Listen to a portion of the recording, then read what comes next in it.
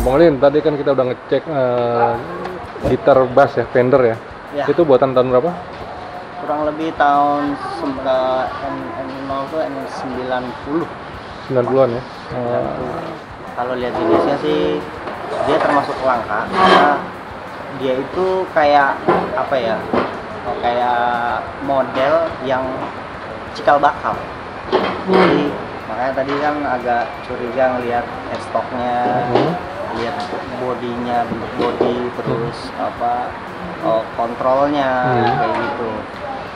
Orang sepintas mirip, kalau body dilihat kayak American Deluxe, tapi kalau dilihat dari headstocknya kayak Stuhem, kontrolnya juga kayak Stuhem. Makanya ini kita lumayan langka, maksudnya ya agak susah lah dicari di pasaran. Ada dua hal, kalau misalnya kita orang mau beli alat, entah itu bass atau gitar, nah itu kan ada dua hal ini. Kalau kamu mau cari yang original atau yang KW-KW-an gitu.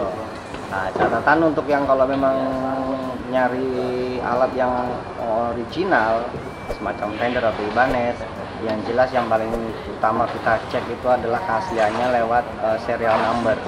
Dari serial number itu udah pasti ketahuan. Oh, ini buatan tahun sekian, spesifikasi material kayunya ini, pakai pickupnya ini, itu udah ketahuan semua. Nah, tinggal kita cek nanti di lapangan seperti apa kondisinya. Terus juga yang harus diperhatikan untuk gitar ori, ini berlaku untuk gitar ori ataupun gitar KW-KW juga ya. Istilahnya dari playability, kayak dari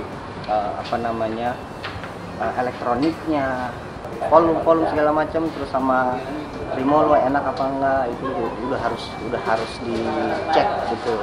Yang harus diperhatikan sih sebenarnya playability, terus skala fret terutama. Intonasinya itu harus presisi, minimal cari yang tone-nya bagus, ukurannya presisi, ukuran fretnya, jarak fretnya, jadi intonasinya nggak fals. Perkara nanti pickupnya kurang bagus, kita sih bisa upgrade sendiri.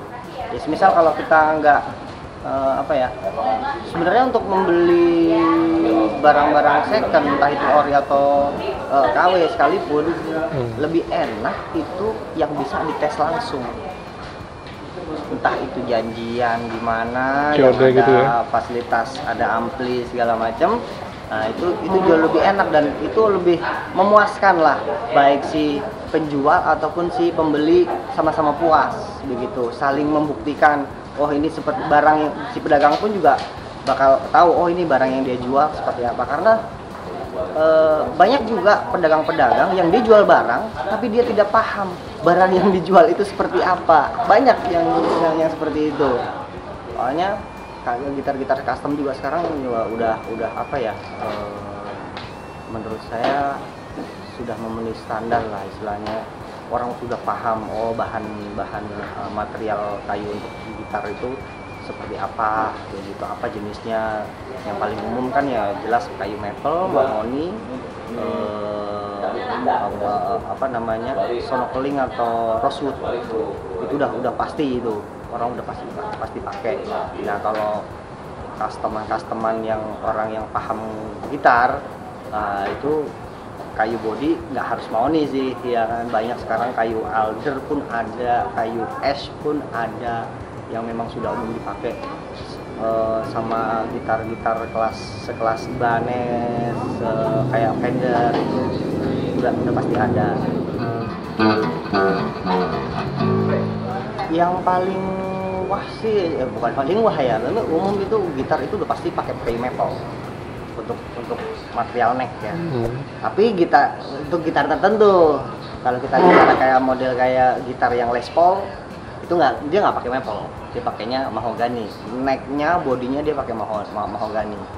Ya kan? Tapi kalau untuk jenis-jenis kayak Fender, kayak kayak Ibanez, dia pasti pakai maple untuk bahan necknya. Dan untuk bahan body umumnya pakai alder, standarnya pakai alder, pakai ash, ya kan, suam es, atau apa ya, ada yang maple juga untuk kayu body, tapi itu waduh, custom kelas premium kali ya. Kelebihannya apa sih dari kayu maple atau mahoni ini? Nah, memang kalau kelebihannya, kayu-kayu itu kan bukan kayu lokal ya, bukan kayu Indonesia, memang ya, kayu yang hidup di 4 musim. Jadi memang beda. Cara apa? Bunyinya atau Secara apa? kepadatan kayu, konturnya itu beda, tone-nya pun beda hasil yang dihasilkan. Meskipun kayu lokal pun juga sebenarnya kalau kita mau explore banyak, kalau kita mau cari yang menyamai atau bahkan ada yang lebih unggul pun ada sebenarnya kayu-kayu lokal. Cuman ya mungkin hanya sebagian orang yang tahu lah kayu-kayu lokal yang bisa dipakai untuk bahan gitar. Kalau untuk explore ini saya belum pernah, tapi bukannya belum pernah, ini saya lagi proses membuat, cuman belum jadi. Saya explore dengan kayu lain untuk bahan necknya ya. Untuk bahan necknya itu saya pakai material kayu lain, kayu lokal lah, bukan pakai maple lagi, bukan. Tapi belum jadi. Tapi yang sudah ya gitar yang saya buat dengan body mahogani. Oh, ada satu itu yang dia pakai top. Jadi bodinya itu belakangnya pakai mahogani, topnya saya pakai apa ya? Kalau orang bahasa kerennya marble wood, kayu kelengkeng. Itu kayu kelengkeng memang berat. Cuman alhamdulillah sih itu gitar sekarang udah laku dibayarin orang. Siapa? Sama gitarisnya Mas Bondan. Bondan Prakoso. Mas Doni Mokoginta. Ya, dia yang beli, nah, dan dia merasa gitar yang buatan saya itu dengan material yang saya pakai dia cukup puas. Dia banget.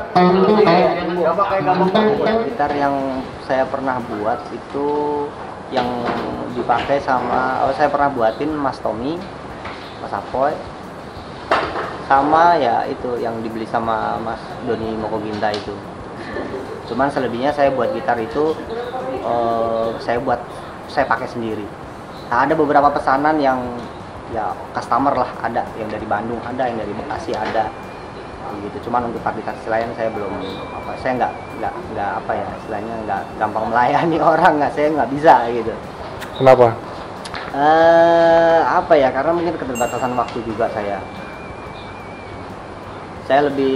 mungkin saat ini lebih apa ya, untuk membuat gitar itu lebih kayak untuk hobi, untuk diri sendiri aja. Makanya saya buat gitar, saya pakai sendiri dulu, kalau enak baru mungkin ada orang mau minat nih saya kasih lihat ke orang, saya kasih suruh mainin gitu aja. Kalau naiknya asik banget Boleh ya, kalau emang mau pesan ya, saran saya kalau anda mau membuat custom gitar, ingin memesan sebuah gitar kepada seorang luthier, itu sebaiknya memang anda punya desain sendiri, sudah paham spek kayu yang mau dipakai, ya kan, modelnya seperti apa, harus punya sendiri. Itu jauh lebih istilahnya bisa memuaskan si luthier itu sendiri. Soalnya kalau anda hanya custom, gitar model ini yang sudah umum, sepertinya ya sudah biasa aja begitu, nggak ada gregetnya. Jadi nggak hanya kepuasan si pembeli, tapi juga pembuatnya juga harus puas gitu ya, merasa puas. Iya, kurang lebih seperti itu. Karena luthier itu bukan hanya sekedar produsen pembuat aja gitu, tapi seorang luthier itu ya seniman juga soalnya.